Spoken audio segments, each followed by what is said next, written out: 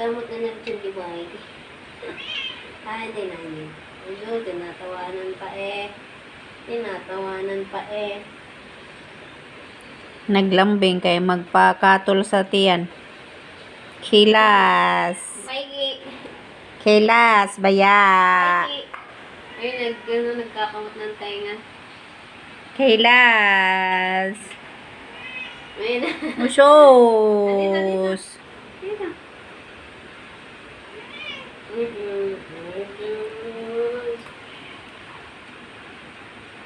Gagawa na ng pagkain si ate.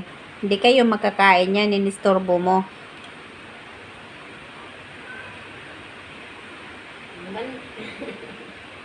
Kadugay ba mahuman? Naka mo na.